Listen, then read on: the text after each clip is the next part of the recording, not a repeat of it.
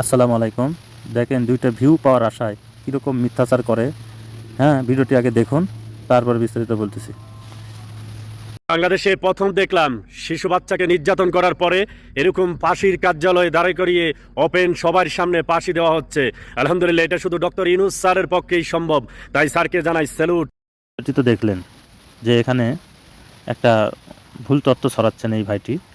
এখানে যে ভিডিওটা দেখলেন সেটা হচ্ছে একটা গ্রামের স্কুলের অনুষ্ঠানে প্রতীকী ফাঁসির একটা মঞ্চ সাজানো হয়েছিল বাচ্চাদেরকে শেখানোর জন্য, দেখানোর জন্য, জানানোর জন্য। ঠিক আছে, একটা অনুষ্ঠানে যেমন খুশি তেমন সাজো, এরকম ধরনের যে অনুষ্ঠানগুলো হয় ঠিক তেমনই একটা অনুষ্ঠান এটা।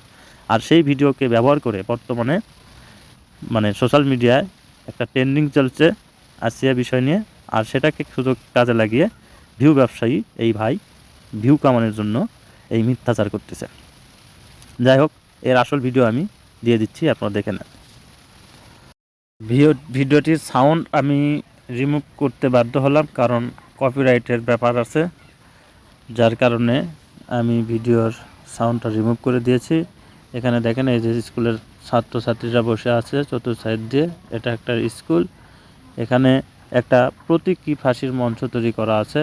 এই দেখেন যারা বাচ্চারা যারা পুলিশ সেজে আছে এদের হাতে কিন্তু খেলনা বন্দুক, ভালো করে খেয়াল করুন। আর এটা একটা মঞ্চ সাজাচ্ছে সাধারণভাবে কোনো মতো, যাতে একটা মানুষকে ধারণা দেওয়ার জন্য এবং বাচ্চাদেরকে এই বিষয়ে দেওয়ার জন্য। যাই হোক, একটা প্রতীকী ফাঁসির মঞ্চ এটা, যেমন খুশি তেমন সাজো, যেমন একটা অনুষ্ঠান হয় ঠিক সেরকম।